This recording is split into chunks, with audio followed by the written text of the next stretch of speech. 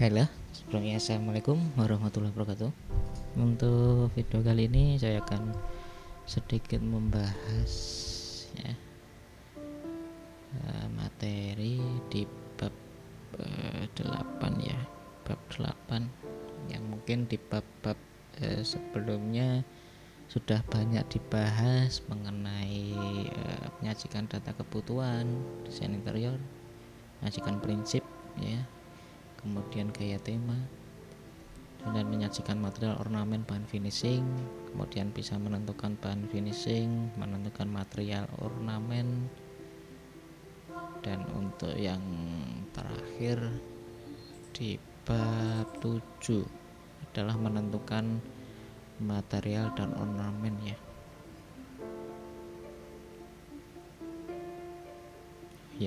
Bab 7 terakhir itu.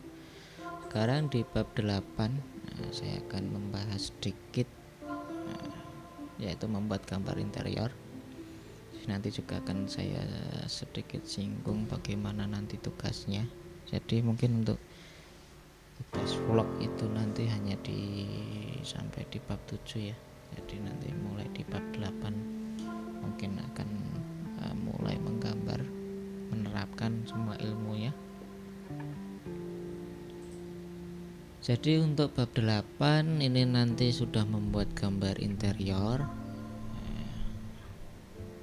Mungkin sedikit saya terangkan saja ya. Yaitu A. Menggambar sketsa desain interior. Sebelum melakukan praktik gambar desain interior itu perlu mempelajari aturan dan cara menggambar yang benar. Jadi bisa dibaca lagi kalau yang sudah meminjam buku.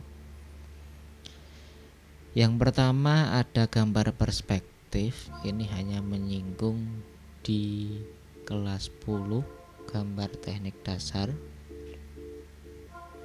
Ya, perspektif itu ada beberapa di sini. Ada 1 titik hilang, ada 2 titik hilang, ada 3 titik hilang. Ya, silahkan dibuka lagi, dibaca lagi gambar teknik dasar untuk gambar perspektif, karena nanti juga dipakai untuk menggambar interior ya. Di sini ada sedikit penjelasan. Untuk perspektif 1 titik hilang itu menggambarkan sebuah objek dengan 1 titik pedoman yang menghubungkan dengan bidang gambar. Jadi ada 1 titik yang hilang ya di sini. Kemudian perspektif 2 titik hilang menggambarkan objek dengan menggunakan 2 titik hilang yang terletak berjauhan di sebelah kanan dan kiri ya, di sini kanan dan kiri. Jadi dia semakin menjauh di kanan, dia semakin menjauh di kiri. Kemudian ada perspektif 3 titik hilang ya, sangat tidak biasa untuk digunakan pada ilustrasi atau presentasi desain interior. Jadi untuk perspektif 3 titik hilang itu biasanya terbentuk dari 2 titik hilang yang terletak di garis cakrawala dan 1 titik hilang terletak di atas atau di bawah garis cakrawala itu di tengah ini ya.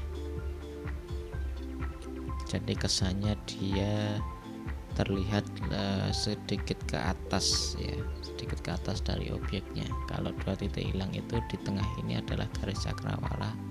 Jadi kita matanya itu benar-benar di tengah di sini. Nah, kita bisa titik atas dan titik bawah berada di tengahnya. Kalau 3 titik hilang, titik yang terakhir bisa di bawah garis cakrawala ya, atau di atasnya nanti. Kalau di bawah ini nanti kesannya kita melihat di atasnya objek ya, dari atas.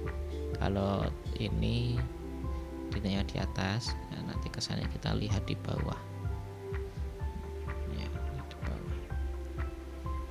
Di sini ada langkah-langkah membuat gambar interior, jadi nanti tolong dipahami untuk tugasnya juga. Yang pertama itu adalah denah. Jadi dalam denah interior itu nanti diatur tata letak perabot dan penunjang lain ya melalui tampak atas. Untuk skalanya misal pakai 150 atau 100 tergantung nanti ukuran kertas. Nanti untuk ukuran kertas gambar manualnya mungkin saya jelaskan secara tertulis di tugasnya nanti yang saya post di Classroom. Ya. nanti isinya apa saja, tata letaknya seperti apa, bisa diatur sendiri. Kemudian ada pengambilan sudut pandang. Di sini ada 3, silahkan nanti bisa dipilih juga. Jadi ketika sudah membadinah, sudut pandangnya yang mau dipakai yang mana. Ya, nanti terus ada tampak, ya, tampak dalam ruangannya itu potongan dan tampak digambar juga. Kemudian juga ada sketsa prabot.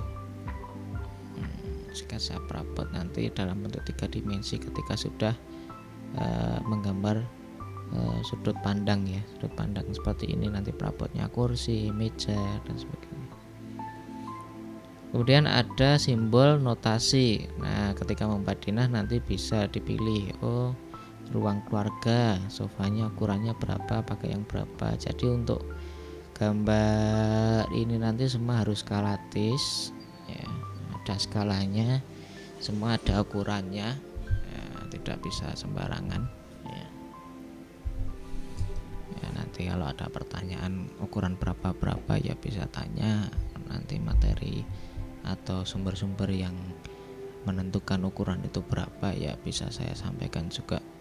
Kemudian ada rendering. Untuk rendering ini dia intinya hanya lebih mengesankan, kalau seperti ini, ya, seperti ini gorden atau tirai itu dia ada teksturnya. Kemudian kalau pasangan batu bata teksturnya seperti apa, kemudian untuk kaca itu seperti apa. Nah, kemudian ini ada contoh mempraktikkan gambar, silahkan nanti dipelajari bagaimana runtutan caranya. Itu ada yang pertama menyiapkan denah, yang paling penting nanti tata letak ruangannya seperti apa bisa diatur sendiri. Kemudian menentukan ketinggian garis horizon, eye level atau garis cakrawalanya. Mungkin di contoh sini ada di sini, ya. Ini menggunakan 2 titik hilang. 2 titik hilang. Ya, nanti bisa dipahami. Kalau eye level itu kenapa di sini bisa dibilang 160? Mungkin rata-rata orang Asia itu tingginya sekitar 160, makanya dipakai 160. Akan berbeda ketika menggambar untuk orang Eropa yang lebih tinggi, ya, atau orang Amerika. Kemudian di sini ada tarik garis lurus ke atas titik perabot sehingga membentuk kotak-kotak geometris, ya, seperti contoh di situ nanti bisa dipelajari. Kemudian menyempurnakan bentuk perabot sesuai desain. Nah, kemudian yang terakhir membuat rendering perabot dan fisik. Jadi lebih spesifik renderingnya seperti apa, lebih diberikan pencahayaan. Kalau pencahayaan kan dalam gambar bisa dibuat dengan pembuatan shading atau shadow atau bayangan, ya, di render. Nanti ada tekstur kayu, kemudian mungkin asumsi kalau ada lampu di sini, ya, ada lampu di sini itu nanti bayangannya yang muncul di mana saja. Nah, itu nanti lebih dibuat lebih pekat. Nah, di situ bisa buat rendering. Kemudian yang B, menggambar desain interior untuk berbagai keperluan ruang. Jadi yang pertama ada desain interior ruang tamu dan keluarga. Itu nanti bisa dipelajari apabila ingin mendesain sebuah interior ruang tamu atau ruang keluarga. Tata letaknya apa saja, furnitur yang dipakai apa saja, layoutnya seperti apa, nanti bisa dibuat, ditentukan sendiri. Kemudian yang kedua desain interior kamar tidur. Itu nanti seperti apa. Di sini ada penjelasannya, maka tempat tidur untuk istirahat, di sini hal-hal yang dibutuhkan saja, paling utama adalah kasur, meja dan sebagainya. Apabila ada yang ingin mendesain interior untuk kamar tidur. Kemudian ada dapur, sama sesuaikan fungsinya dapur, nanti furniturnya apa saja dan sebagainya. Kemudian ada desain interior kamar mandi. Nah, di sini ada desain kamar mandi persegi. Di sini ada U. Ada juga kamar mandi I. Ya, U. Jadi dia seperti U, ya, seperti U. Dia keliling, dia nanti bisa ke bathtub, kloset, ya, ada ke wastafel. Nah, dia bisa berputar U. Ya, di sini persegi ada, di sini I juga ada ya. I. Sini ada penjelasannya juga. Mungkin untuk bab 8 itu ya saya terangkan sedikit lagi masalah tugas. Nanti untuk tugas ini nanti menggambar manual di bab 8 ya, di bab 8. Nah, menggambar manual silahkan runtutannya seperti apa sudah ada. Yang jelas itu nanti gambarnya pasti Dina ada ya. Terus gambar pengambilan sudut ini nanti ya, perspektifnya ada, tampak potongan ada, sketsa prapot ada ya. Simbolnya nanti jangan sampai salah ya, jangan sampai salah. Gambarnya mungkin nanti di manual di A3.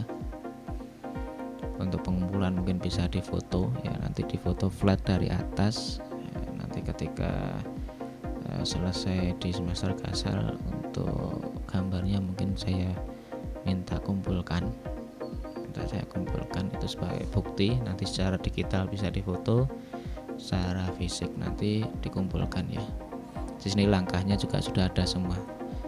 Mungkin untuk bab 8 itu nanti di penjelasan lebih rinci nanti di tugas ya, di postingan tugas ya. Mungkin cukup sekian dari saya ya. Wassalamualaikum warahmatullahi wabarakatuh.